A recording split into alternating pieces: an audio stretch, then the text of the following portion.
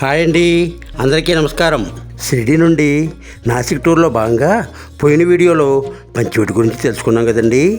ఈ పంచవటి నుండి బయలుదేరిన మేము 2 కిలోమీటర్ల దూరంలో ఉన్న త్రివేణి సంగమానికి చేరామండి. పరమ పవిత్రమైన ఈ ప్రదేశం చూడగానే మనసు ఒక్కసారే భక్తి పారవశ్యంతో తేలిపోయిందండి బాబు.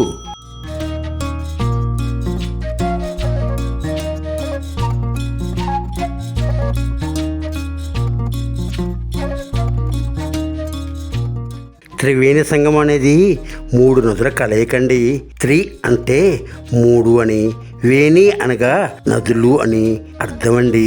ఈ త్రివేణి సంగమంలో అరుణ, వరుణ, గోదావరి నదులు కలుస్తాయంటండి. ఈ 3 నదుల కలయికే ఈ త్రివేణి సంగమం అండి.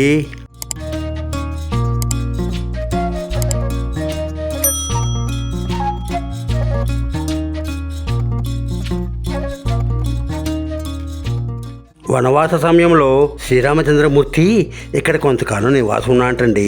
ఆ సమయంలో ఇక్కడ రోజు స్నానమాచరించి సంధ్యావందనం కూడా చేసేవాడంటండి. అందువలనే ఇక్కడ ఘాటుకి రామకొండ ఘాట్ అని పేరు వచ్చిందండి.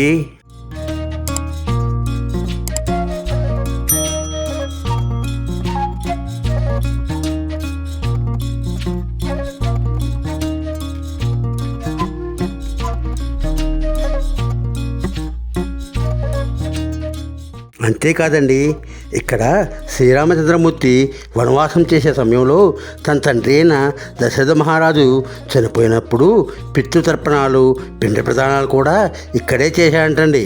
అందుకే ఇక్కడ అనేక మంది చనిపోయిన తమ పెద్దలకి పితృతర్పణాలు, పిండ ప్రదానాలు వదులుతారండి. అలా చేస్తే వాళ్ళు అదేనండి చనిపోయిన వాళ్ళు పున్నామి నరకం నుండి బయటపడతారంటండి. అంతేకాదండి, ఇక్కడ మహాత్మా గాంధీ, జవహర్లాల్ నెహ్రూ అస్థికలు కూడా ఈ త్రివేణి సంగమంలో నిమజ్జనం చేశారంటండి.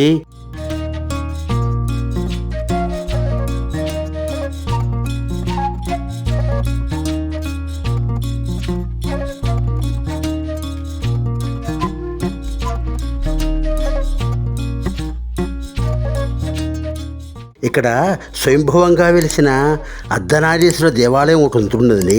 అది అత్యంత మహిమగలది, అత్యంత ప్రాచీనమైందండి. జగత్పితలకు ఆది దంపతులైన శివపార్వతుల విగ్రహం చాలా బాగుంటుందండి. ఒక్కసారి తప్పక చూడాల్సిన దేవాలయం అండి.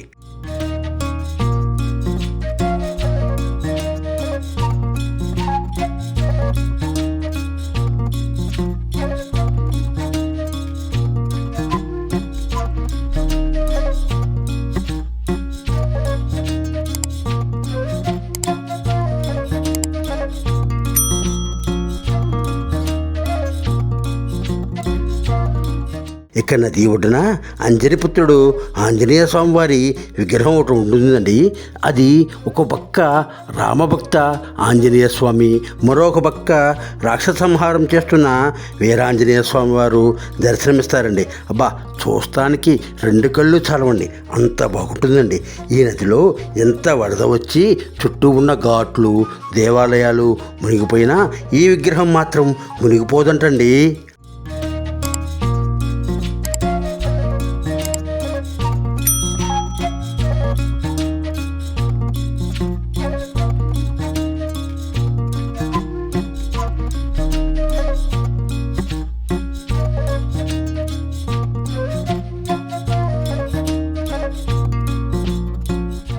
ఇక్కడ కపాలేశ్వర మందిరం అని శివాలయం ఒకటి ఉంటుందండి.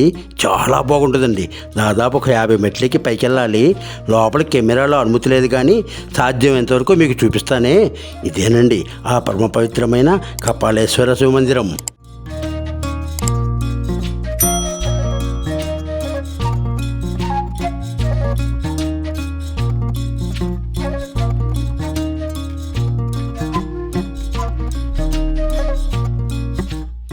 ఇక్కడ అన్నిటికన్నా ముఖ్యమైనది గోదావరి మాత దేవాలయం అండి. అమ్మవారు చతుర్భుజాలతో కురులు విరబోసుకుని నించున్న ఉన్న భంగిమలో కనిపించే శుద్ధ పాలరాతి విగ్రహం అండి.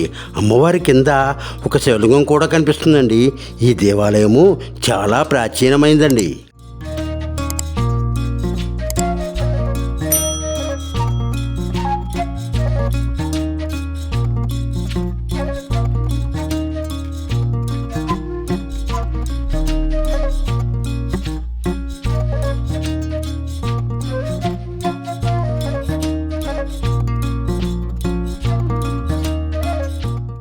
అక్కడ నందినట్లోంచి వచ్చే ఈ నదీ జలాలతో అక్కడ ఉన్న శివలింగాలకు అభిషేకం చేసుకుని ఇలా పరమ పవిత్రమైన ఈ త్రివేణి సంగమాన్ని దర్శించుకుని వచ్చిన ఆటోలో తిరిగి లక్ష్మణస్వామి తపస్సు చేసిన ప్లేస్కి బయలుదేరామండి.